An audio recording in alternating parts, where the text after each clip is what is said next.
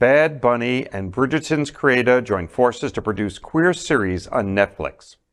In a dystopian future where a company can predict when people will die, two queer latinx boys spend their last 24 hours together, and find love with each other. The synopsis of the young adult novel, They Both Die at the End, reads, quote, "On September 5th, a little after midnight, Deathcast calls Mateo and Torrez and Rufus and Emeterio to give them some bad news. They're going to die today. Mateo and Rufus are total strangers, but for different reasons, they're both looking to make a new friend on their end day. The good news, there's an app for that. It's called The Last Friend, and through it, Rufus and Mateo are about to meet up for one last great adventure, to live a lifetime in a single day," end quote. The novel is emotional yet uplifting, and now it is being adapted as a series on Netflix. This series will be helmed by Latin pop sensation and LGBTQ+ ally Bad Bunny as the executive director. The gay creator of the hit show Bridgerton, Chris Van Dusen, is writing the pilot and will be executive producer. They Both Die at the End was the first ever young adult novel with queer Latinx characters to hit #1 on the New York Times bestseller list.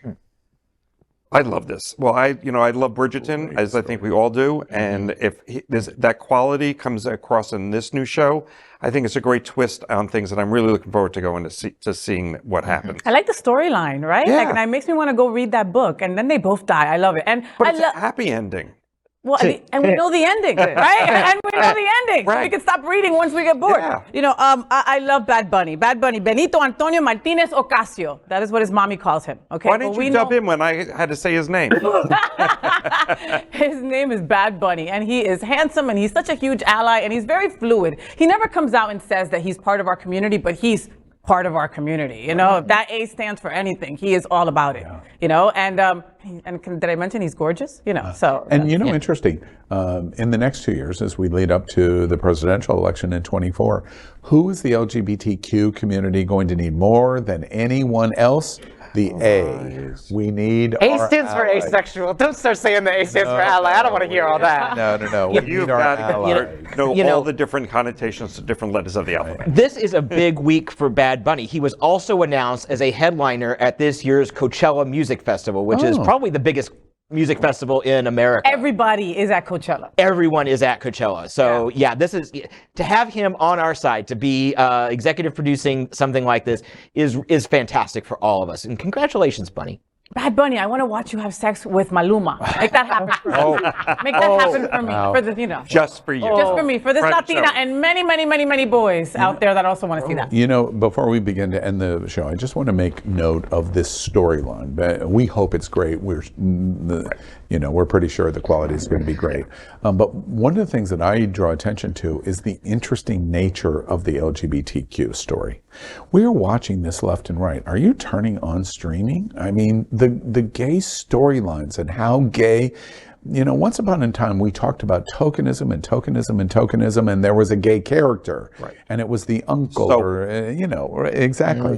That's not what's happening. These very kind of complex stories are happening, and it's great for our community. And it makes me think about what I watched last night at the Golden Globes. The recognition of Cecil B. DeMille to Ryan Murphy. Ryan Murphy, if you did not watch the Golden Globes, go to YouTube and watch Ryan Murphy's speech. Because Ryan Murphy talks about LGBTQ and says, here's why my career and my life is important.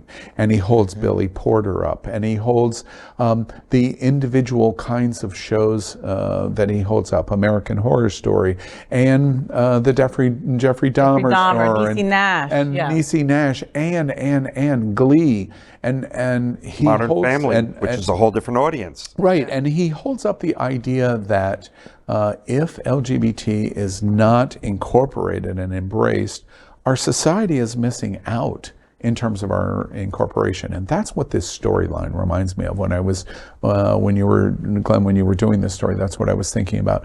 And I highly encourage you, if you do not watch 1 second of the Golden Globes, go to YouTube and watch Ryan Murphy's speech.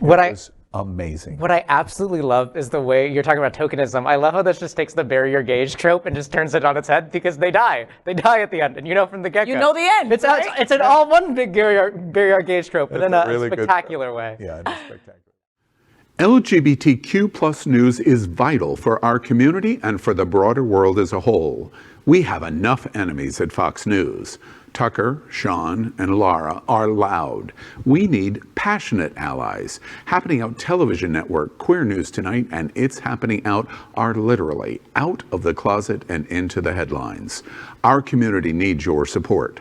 Like this broadcast and subscribe now to ensure the growth of the entire LGBTQ plus community.